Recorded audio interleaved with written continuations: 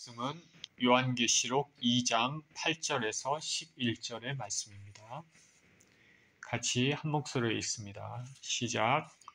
서머나 교회의 사자에게 편지하라. 처음이며 마지막이요 죽었다가 살아나신 이가 이르시되 내가 내 환난과 궁핍을 알거니와 실상은 내가 부요한 자니라.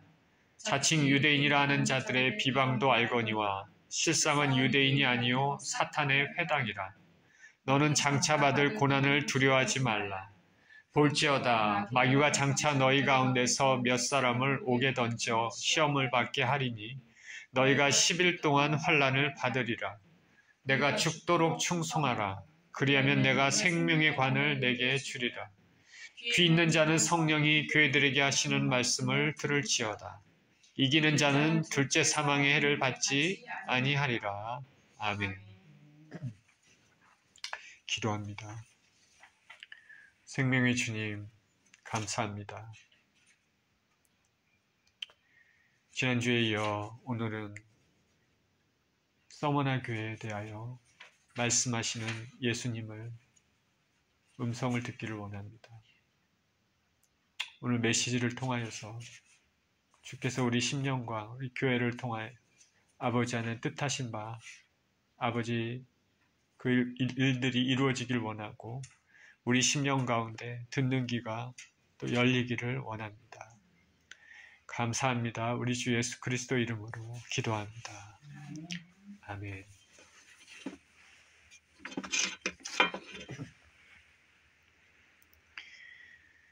지난주에는 에베소 교회에 대해서 주님께서 말씀하시는 바를 우리가 살펴봤습니다. 오늘은 두 번째 서머나 교회에 대해서 말씀하시는 내용입니다. 서머나는 그 에베소에서 북쪽으로 약 80km 지점에 위치한 도시입니다. 당시 인구가 약 20에서 30만 정도가 있었다고 합니다.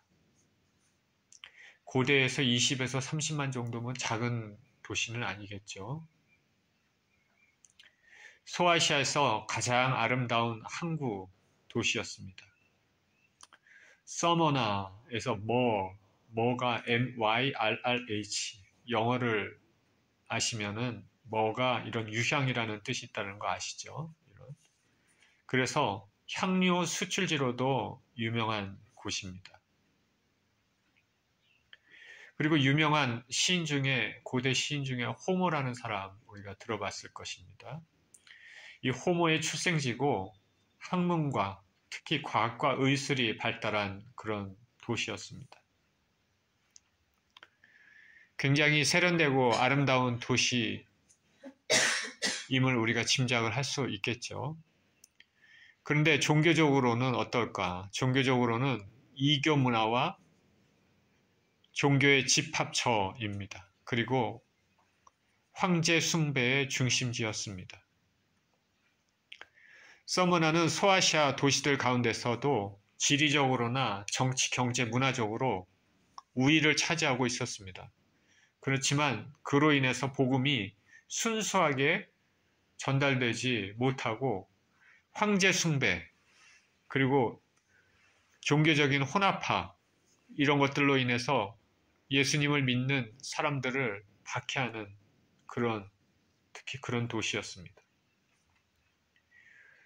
우리가 서머나 교회에 대해서는 잘 알려진 것은 없지만은 우리 잘 아는 사도 요한 있지 않습니까? 사도 요한의 제자 중에 폴리캅이라는 사람이 있습니다. 폴리캅의 생애라는 책에서 바울이 이곳에 전도했다고 그래서 교회를 세운 것으로 전해집니다. 이 폴리캅이라는 사람은 서머나 교회의 초대 감독이었는데 이 사람은 이곳에서 예수님을 믿는 절대 신앙을 견지하면서 순교한 것으로 유명합니다. 이곳에는 유대인들이 많이 살았던 것 같습니다. 큰 유대인 공동체가 있었습니다. 그 말은 다시 말해서 예수님 믿는 사람들에 대해서 기독교에 대해서 적대적인 지역임을 알 수가 있습니다. 자, 서머나라는 데는 정치, 경제적으로, 사회적으로 이런 배경을 가지고 있는데 예수님께서 서머나 교회에 말씀하십니다. 8절에 이렇게 말씀하십니다. 서머나 교회 사자에게 편지하라. 처음이며 마지막이요 죽었다가 살아나신 이가 이르시되. 자, 예수님께서 서머나 교회 사자에게 편지하라 말씀하시면서 서머나 교회를 향한 예수님의 모습이 어떤가? 죽었다가 살아나신 분입니다. 그리고 처음이요 마지막입니다.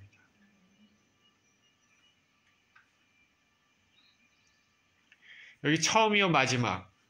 처음이요 마지막은 지난번에도 우리가 살펴봤지만 하나님 아버지의 칭호로 사용이 되었는데 하나님 아버지와 동일한 신성을 가진 예수 그리스도의 칭호로 여기는 또 나타나 있습니다. 처음과 마지막. 예수님은 우주의 시작과 끝, 역사의 시작과 끝을 주관하시는 분임을 알 수 있습니다. 우리는 알 수 없지만은, 볼 수는 없지만은 이 세상의 모든 우주의 만물은 예수님의 주권 아래에 운행되고 있습니다. 왜냐하면 히브리서에서는 예수님께서 그 권능의 말씀으로 우주를 붙잡고 계신다고 말씀하고 있습니다. 히브리서 1장 3절에 이는 하나님의 영광의 광채시요 그 본체의 형상이시라 그의 능력의 말씀으로 만물을 붙드시며 이 만물을 붙드신다. 영어 성경에는 유니버스입니다. 우주입니다. 만물을 붙드시며 죄를 정결하게 하는 일을 하시고 높은 곳에 계신 지극히 크신 이의 우편에 앉으셨느니라. 예수님은 시작과 끝을 주관하고 계십니다. 만물을 주관하고 계십니다. 서머나 교회를 향한 예수님의 모습입니다. 그리고 또 예수님의 또한 어떤 모습이냐면 죽었다가 살아나신 분이십니다. 예수 그리스도께서는 아버지 하나님의 뜻에 따라 십자가에서 죽으셨으나 성령의 능력으로 부활하셨습니다. 그리고 예수님은 모든 부활의 첫 열매가 되십니다. 그래서 예수님의 부활을 통하여서 모든 부활의 첫 열매가 되시고 사람들에게 모든 만물에게 생명을 주시는 분입니다. 예수님은 저와 여러분들에게 생명을 주시는 분입니다. 요한복음 5장 25절에 진실로 진실로 너희에게 이르노니 죽은 자들이 하나님 아들의 음성을 들을 때가 오나니 곧 이때라 듣는 자는 살아나리라. 우리 주님께서 서머나 교회를 향해서 이런 모습으로 나타나신 것, 계시하신 것은 서머나 교회의 상황과 그 상황에 맞게끔 예수님의 모습이 나타난 것이죠. 계시된 것이죠. 투옥과 사형의 핍박 가운데 있는 서머나 교인들에게 소망을 주시기 위해서 그러신 것입니다. 계시록에 나타난 각 교회에 나타나신 예수님의 그 모습은 그 교회의 상황과 일치합니다. 교회의 상황과. 우리 예수 주인교회를 향하신 예수님의 모습은 어떨까요? 9절입니다. 내가 내 환난과 궁핍을 알거니와 실상은 내가 부요한 자니라. 자칭 유대인이라 하는 자들의 비방도 알거니와 실상은 유대인이 아니요 사탄의 회당이라. 내가 내 환난과 궁핍을 안다. 교회가 박해를 받고 있다는 것이죠. 환난을 당하고 있다는 것입니다. 궁핍을 안다. 교회가 가난합니다. 처음부터 가난한 사람들이 모여서 이루어졌는지 아니면 그렇지 않았는데 외부적인 박해 때문에 가난하게 됐는지 그건 모릅니다. 어쨌든 교회는 경제적으로도 가난합니다. 외부적인 박해가 있고 경제적으로도 가난한 그런 참 외부 세상적으로 보기에는 가난한 상황이지만은 그러나 예수님이 말씀하시기는 서머나 교회가 실상은 부요한 자다 말씀하십니다. 부요한 자다. 내가 내 환난과 궁핍을 알거니와 실상은 내가 부유한 자니라. 환난, 헬라어로 들마신입니다.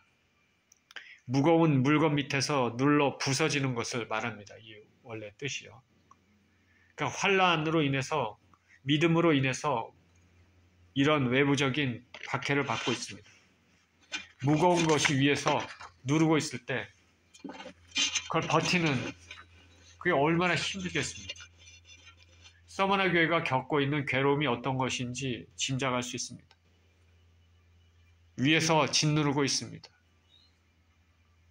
그리고 궁핍입니다. 프로케이안, 이것은 외적인 박해로 생긴 물질적 빈곤을 말합니다. 외적인 박해로 생긴 물질적 빈곤. 우리가 지난주 그리고 오늘 그리고 앞으로 다른 교회들도 살펴보겠지만 초기 기독교 교인들의 생활상을 잘 알 수 있는 것이죠. 그리스도인들이 황제 숭배를 거절하면 그에 따른 경제적 제재, 그런 게 있다는 것이죠. 그리고 적대 감정을 가진 유대인이나 다른 사람들로부터 경제적인 어려움을 겪고 있는 것입니다. 지금 우리가 살고 있는 한국이나 미국에서는 예수님 믿는다고 해서 내가 가지고 있는 재산이, 내가 가지고 있는 비즈니스가 몰수가 되거나 직장에서 쫓겨나거나 그런 경우는 그렇게 많지 않죠. 거의 없죠. 예수님 믿는다고 사회적으로 완전히 왕따가 되는 경우도 사실은 많지 않습니다. 이슬람 국가에서는 지금 있죠. 이슬람 국가에서 예수님을 믿는다 하면은 그 어떻게 보면 진짜로 믿는 사람들이겠죠. 1세기 교회들은 예수님 믿음으로 인해서 많은 환난이 있었습니다.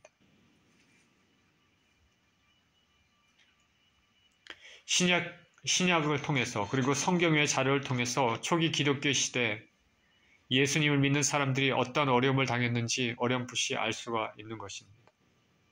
지난주에도 제가 말씀을 드렸었죠. 플린이라는 사람이 트라이안에게 보낸 그 편지를 통해서 조금은 알 수 있는 것이죠. 예수님을 구주로 고백하는 그리스도인들은 당시 시민의 의무 중에 하나인 황제의식이나 여러 우상 등에 대한 예배에 참여할 수 없었습니다. 예를 들어서 지금 우리가 여기 있는 이 뷰포드시에 황제 숭배가 있다는 거죠. 그래서 뷰포드시에 사는 사람들은 그 황제 숭배를 꼭 참여해야 되는 겁니다. 그게 시민의 의무죠. 그러나 예수 그리스도를 믿는 사람들은 오직 우리 주님, 예수님만을 구주로, 주인으로, 주님으로 믿기 때문에 거기 참석할 수가 없는 것이죠. 진정으로 예수님을 믿는 사람들. 그렇게 되면은 시민으로서 누릴 수 있는 모든 여러 가지 혜택들이 다 박탈되고 어려움을 겪게 되는 것입니다. 그래서 그리스도인들은 당시에 반사회적인으로 인식이 되었습니다. 자, 저 사람들은 이상한 사람들이고 배척과 증오의 대상이 됐습니다. 자, 자연재해가 나지 않습니까? 홍수나 지진, 가뭄, 뭐 이런 것들로 통해서 우리가 농작물이 수확량이 감소됐다. 그러면 고대 사람들은 이것은 자신들이 믿는 경배하는 신으로부터 징벌을 받은 것이다. 이렇게 생각을 했습니다. 당연히 자신들이 믿는 신을 경배하지 않는 예수 그리스도를 믿는 그리스도인들에게 대해서 얼마나 큰 공격을 가했을 수 있을지 상상할 수 있습니다. 지진이 일어났을 때, 가뭄이 있을 때, 먹을거리가 부족할 때 첫 번째 타겟이 그리스도인들입니다. 그리고 가족 간에 전통적으로 행해졌던 반성경적인 의식에 참여하지 않았기 때문에 증오와 배척의 대상이 됩니다.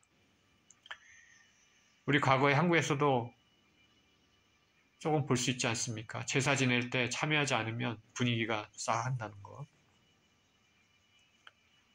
서머나 교회는 예수님에 대한 신앙으로 인해서 온갖 박해를 받았습니다. 그로 인해 경제적으로 궁핍했습니다. 그런데 참 신기하게도 예수님은 말씀하시기를 실상은 내가 부요한 자니라. 실상은 내가 부요한 자니라. 육신적으로는 궁핍하는데 내적으로는 영적으로는 정결하고 부요하다는 뜻입니다. 외적으로는 부요하나 반대로 내적으로는 궁핍했던 라오디게아 교회, 앞으로 살펴보겠지만 반대입니다. 예수님은 황제 숭배 거부와 유대인들의 회방으로 인한 혹독한 환난과 궁핍을 겪으면서도 예수님을 향한 믿음, 충성을 한 그들을 부요한 자라 인정해 주셨습니다. 부요한 자라 인정해 주셨습니다. 너희들은 실상은 가난한 자가 아니라 부요한 자다. 예수님 믿는 신앙은 우리의 육신의 눈으로 보는 것과 정반대의 가치관을 가지고 있는 경우가 많이 있습니다. 사도 바울 경우를 보십시오. 역경 가운데 복음을 전하고 복음 전하는 자들로서 자신들의 외적인 초라한 모습에도 이렇게 말합니다. 사도 바울은, 그리고 사도 바울과 같이 다녔던 사람들, 집이 있는 것도 아니고, 그죠? 여행하면서 항상 여행객으로 다니니까 어떻게 보면 초라하겠죠. 외부적인 거. 외적인 그런 초라함에도 불구하고 이렇게 얘기를 합니다. 고린도후서 6장 3절에서 10절에 사도 바울이 이렇게 얘기하는데요. 우리가 이 직분이 비방을 받지 않게 하려고 무엇이든지 아무에게도 거리끼지 않게 하고 오직 모든 일에 하나님의 일꾼으로 자천하여 많이 견디는 것과 환난과 궁핍과 고난과 매맞음과 갇힘과 난동과 수고로움과 자지 못함과 먹지 못함 가운데서도 깨끗함과 지식과 오래 참음과 자비함과 성령의 감화와 거짓이 없는 사랑과 진리의 말씀과 하나님 능력으로 의의 무기를 좌우에 가지고 영광과 욕됨으로 그러했으며 악한 이름과 아름다운 이름으로 그러했느니라. 어느 정도 알 수가 있죠. 사도 바울이. 그리고 잘 들어보십시오. 우리는 속이는 자 같으나 참되고 무명한 자 같으나 유명한 자요. 죽은 자 같으나 보라 우리가 살아있고 징계를 받는 자 같으나 죽임을 당하지 아니하고 근심하는 자 같으나 항상 기뻐하고 가난한 자 같으나 많은 사람을 부요하게 하고 아무것도 없는 자 같으나 모든 것을 가진 자로다. 대단한 신앙이죠. 근데 사실 이것이 맞죠. 예수 그리스도의 눈으로, 예수님의 눈으로 보면 이것을 맞는데 이것을 마음 가운데 실제로 받아들이고 그것을 그렇게 실천하고 사는 것이 쉽지가 않죠. 그렇지만 이것은 사실입니다. 사도 바울은 자신의 외적인 상황과는 정반대의 영적 상황을 말하고 있습니다. 가난한 자 같으나 많은 사람을 부요하게 합니다. 이 말의 깊은 의미를 여러분 아시겠습니까? 자기 자신을 낮춰서 많은 사람을 부유하게 만드는 것은 이미 예수님의 사역에서도 알 수 있습니다. 한 알의 밀이 땅에 떨어져 죽지 아니하면 한 알 그대로 있고 죽으면 많은 열매를 맺느니라. 영적인 진리를 어떻게 보면 나타난 것이죠. 예수님의 십자가의 죽으심은 저주를 받은 것 같지만은 그로 말미암아 많은 사람들을 살리셨습니다. 서머나 교회는 가난하지만은 예수님의 눈에는 부요합니다. 그리고 또 다른 측면에서 경제적인 가난은 영적인 부요를 가져올 때가 있음을 성경은 말하는데 야고보서 2장 5절에 이렇게 얘기합니다. 야고보 사도는 내 사랑하는 형제들아 들을지어다. 하나님이 세상에서 가난한 자를 택하사 믿음에 부요하게 하시고 또 자기를 사랑하는 자들에게 약속하신 나라를 상속으로 받게 하지 아니하셨느냐. 예루살렘 교회에 가난한 자들이 많이 있었던 것 같습니다. 그런데 야고보는 그 가난한 자들을 하나님께서 택하셔서 믿음에 부요하게 하셨다 말합니다. 언제나 그랬듯이 돈이 매우 중요한 사회에서 이 말씀은 받아들이기가 쉽지 않는 것일지는 모르겠습니다. 머릿속으로는 그렇구나, 진리구나 이렇게 생각하지만 그것이 나에게 적용되는 것은 나는 별로 달가워하지 않다, 그렇게 생각할 수도 있는 것이죠. 우리 신앙은 좁은 길을 가야 되는 자기 희생의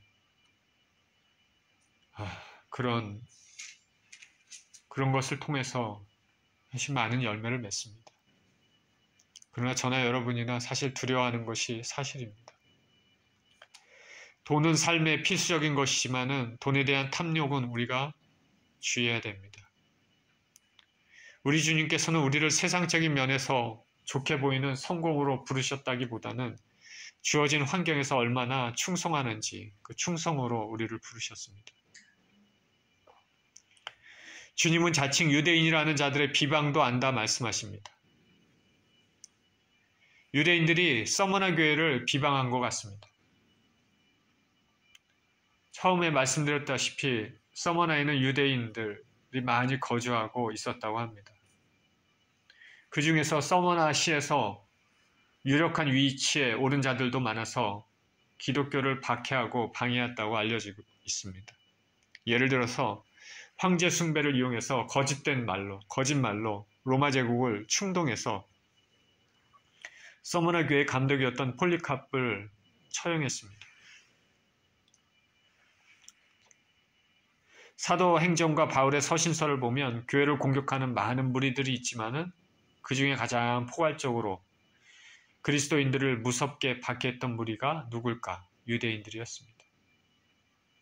예수 그리스도를 구주로 믿지 않고 아브라함의 혈통적 자손인 것이 하나님께 사랑받고 인정받는 것으로 잘못 알고 있었습니다. 그러나 성경은 혈통적 유대인이 아니고 진정한 유대인은 하나님 백성들은 그리스도 안에서 말씀 가운데 마음의 변화를 받아 순종하는 사람들이라고 말합니다. 로마서 2장 28절 29절에 무릇 표면적 유대인이 아니요 표면적 육신의 할례가 아니니라. 오직 이면적 유대인이며 할례는 마음에 알지니 영에 있고 율법 조문에 있지 아니한 것이라. 그 칭찬이 사람에게서가 아니요 다만 하나님에게서니라.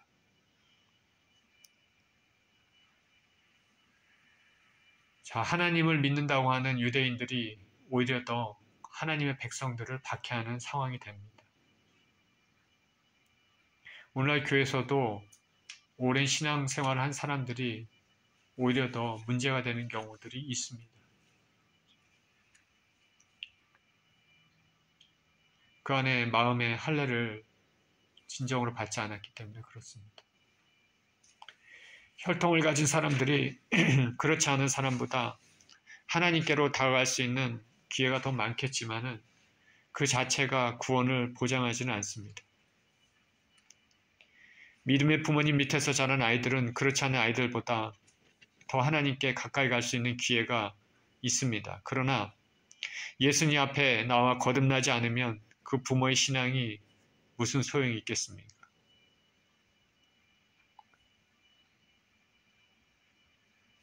자, 여러분 가족과 여러분 자녀들 한 사람 한 사람이 다 개인적으로 우리 주님을 만나는 은혜가 있기를 축원드립니다. 거듭남의 은혜가 있어서 각자의 믿음으로 각자의 삶으로 우리 주님을 따라가는 영생을 얻는 길이 있기를 축원드립니다. 우리는 할 수는 없지만은 우리의 삶을 통하여서 우리의 기도를 통하여서 주님께서 그들에게 역사해 주시기를 축원드립니다. 서머나시의 유대인은 예수님 믿는 사람들을 박해하는 사단의 모임이었습니다. 10절입니다. 너는 장차 받을 고난을 두려워하지 말라. 볼지어다 마귀가 장차 너희 가운데서 몇 사람을 옥에 던져 시험을 받게 하리니 너희가 10일 동안 환난을 받으리라. 내가 죽도록 충성하라. 그리하면 내가 생명의 관을 내게 주리라. 예수님은 서머나 교회에 대한 서신에서 책망과 심판에 대한 말씀을 하지 않고 있습니다. 오히려 곧바로 권면, 즉 곧 있게 될 고난을 상기시키며 두려워하지 말라고 말씀하십니다. 장차 받을 고난을 두려워하지 말라. 이로 보아 당시의 신자들은 예수님 믿는 신앙으로 인해 장차 임할 핍박과 고난을 생각하고 두려웠던 것으로 추측이 됩니다. 예수님은 마귀가 교인들 가운데 몇 사람을 옥에 던져 시험을 받게 한다고 말씀하십니다. 예수님은 미래에 일어날 일들을 다 아시고 미리 알려주십니다. 베드로가 어떻게 순교할지 알고 계셨고 사도 요한의 노년의 삶이 어떠한 것인도 알고 있었습니다. 우리 주님께서는 저와 여러분들의 미래도 알고 계십니다.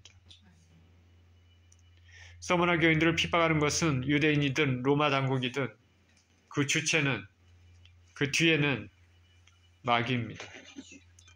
마귀가 너희 가운데에서 라고 말하고 있습니다. 기독교인들을 힘들게 하는 사람이나 환경 뒤에는 마귀가 있음을 알아야겠습니다. 마귀는 서머나 교회에 몇 사람을 옥에 가둘 것입니다.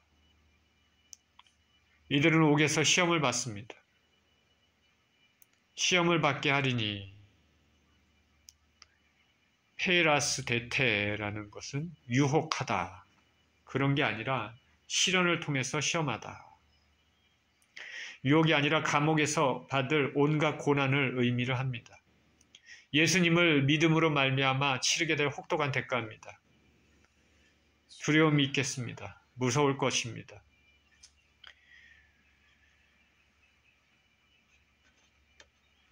누가 고통을 좋아하겠냐마는 주를 위한 고통의 대가는 하늘나라의 상급이 있죠. 신앙은 좁은 길을 가야 하는 것이지만 주님은 모든 것을 보고 계시며 갚아주실 것입니다. 서머나 교회 사람들 중에 몇 사람이 옥에서 10일 동안 환난을 받을 것입니다. 10일 동안. 예수님은 10일이라고 말씀하셨습니다. 다시 말하면 환난은 계속되는 환난이 아닙니다. 그리고 환난도 주님의 섭리 안에 있음을 알려줍니다. 10일 동안이라는 것은 짧은 기간을 말하는 것일 수도 있고 실제로 문자적으로 10일일 수도 있습니다. 어느 경우든 주님이 그 모든 것을 지켜보고 계십니다.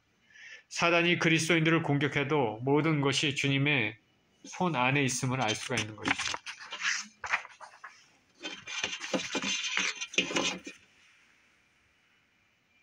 이런 고난에 대해서 주님은 죽도록 충성하라라고 말씀하십니다. 생명의 면류관을 주리라. 죽도록 충성하라는 말씀은 그 말씀을 받은 교회에게는 사람들에게는 어쩌면 두려운 말씀이기도 하고 또 어떻게 보면 축복의 말씀이기도 하고 그렇죠. 죽도록 충성하라. 주님을 믿음으로 인해 순교도 각오하라는 그런 말씀입니다.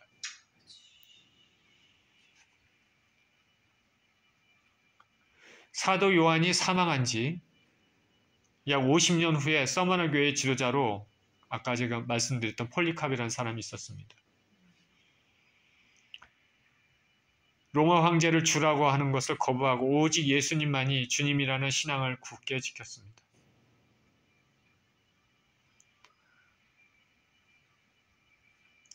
그는 예수님 믿는다고 예수님 믿음의 신앙 때문에 모함을 받아서 로마 당국에 체포됐습니다. 당시 재판을 주관하는 로마 행정관은 그 폴리캅의 그 인품을, 훌륭한 인품을 알아보고 이런 사람을 죽인다는 것은 있을 수 없는 일이다. 그래서 그를 어떻게든지 살리려고 설득하려 했습니다. 그리스도를 저주하시오. 그러면 살려주겠소. 이레니우스라는 사람의 기록에 의하면 폴리캅은 이렇게 얘기했다고 합니다. 나는 86년간, 다시 말해서 이 폴리캅이 나이가 굉장히 많은 사람이 노인이죠. 나는 86년간 나의 주님께 신실하려고 노력했습니다. 주님은 지난 86년간 나에게 자비와 은혜를 베푸셨습니다. 내가 어떻게 주님을 부인할 수 있겠습니까? 그는 이날 기둥에 묶여 화형을 당해서 순교했습니다. 그가 말하기를 화형당하기 전에 당신들은 불로 나를 태워 죽이려고 하지만은 영영이 꺼지지 않는 지옥불을 두려워하지 않는구나 라고 말했다고 합니다. 그리고 마지막 기도로 자신을 순교자의 반열에 참여하는 영광을 허락해 주신 주님께 감사했다고 합니다. 신약 성경을 읽으면서 지금 우리가 교회에서 신앙생활하는 것이 얼마나 편하게 하는지 우리가 알 수 있습니다. 죽도록 충성하라는 말은 현대교회에서는 왠지 약간 거리가 있는 것으로 느껴지는 말이기도 합니다. 신앙의 열정, 깊이가 예전 같지 않기 때문에 그렇죠. 저와 여러분들은 당시 교회들처럼 이런 환경에 놓여 있지는 않지만은 우리가 처한 현 상황에서 하나님이 주신 말씀 하나하나 묵상하면서 각자에게 원하시는 하나님의 뜻을 실천하며 죄와 싸우는 삶을 살아야겠습니다. 죽기까지 신앙을 버리지 않고 신앙의 정죄를 지킨 자에게 주어진 상급은 생명의 면류관입니다. 생명의 면류관. 스테파노스, 헬라어로 스테파노스인데 이것은 운동 경기에서 승리한 사람에게 주어지는 승리의 관을 의미합니다. 운동선수가 경기에서 끝까지 싸워서 승리하듯이 온갖 핍박에서 신앙의 정절을 지킨 자에게 주어지는 상급입니다. 상급, 승리의 관. 성경에서는 이 관을 여러 가지 다른 표현으로 말했는데 야고보서 1장 12절에서는 생명의 면류관이라고 말했습니다. 고린도전서 9장 25절에는 썩지 않는 면류관, 데살로니가전서 2장 19절에서는 자랑의 면류관, 디모데후서 4장 8절에서는 의의 면류관, 베드로전서 5장 4절에서는 영광의 면류관 이라고 얘기를 합니다. 예수님을 끝까지 신실히 믿는 성도들이 받을 상급으로 적혀 있습니다. 오늘 본문을 통해서 보면 주님을 위하여 받는 고난에는 시간이 있고 끝나는 시간이 있고 그 이후에는 영원한 생명과 안식이 주어진다는 것을 알 수 있습니다. 11절입니다. 귀 있는 자는 성령이 교회들에게 하시는 말씀을 들을지어다. 이기는 자는 둘째 사망의 해를 받지 아니하리라. 들을 귀가 열려있는 영혼들은 성령께서 교회들에게 하시는 말씀을 들으라 말하고 있습니다. 저와 여러분은 듣는 귀가 있습니까? 똑같은 말씀을 전해도 어떤 사람들은 그것이 오늘 나에게 주는 말씀으로 다가가고 어떤 사람들은 아무 반응 없이 한 귀로 듣고 한 귀로 흘려보냅니다. 우리가 예수님의 말씀을 전하고 또 들으면서 그 말씀 가운데 나에게 주시는 주님의 음성을 듣기를 축원드립니다. 주님은 이 영적 전쟁에서 이기는 자는 둘째 사망의 해를 받지 않을 것이다 말합니다. 둘째 사망의 해는 받지 않을 것이다. 둘째 사망이 무엇입니까? 첫째 사망이 육신이 죽는 사망이라면 둘째 사망은 영혼이 죽는 영영한 무서운 사망입니다. 하나님과 분리되는 사망입니다. 영원히 꺼지지 않는 불못에 들어가는 사망입니다. 예수님을 신실히 믿는 사람들은 누구나가 첫째 사망은 겪을 수밖에 없어도 결코 둘째 사망은 겪지 않을 것입니다.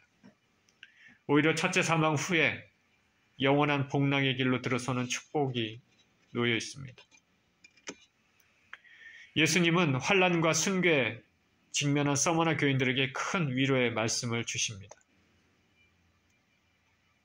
처음이요 마지막 죽었다가 살아나신 이가 가라사대 내가 내 환난과 궁핍을 잘한다. 내 교회 가운데 몇 사람이 옥에 던져 시험을 받을 것이다. 죽도록 충성하라. 생명의 면류관을 주리라. 우리는 우리에게도 주님을 믿음으로 인한 고난이 있어도 그 위에 큰 은혜가 있음을 우리가 생각해야 되겠습니다. 오늘 본문 서머너 교회에 하신 주님의 말씀은 예수님 믿음으로 말미암아 생기는 고난에 대해 끝까지 견디고 충성하라는 말씀입니다.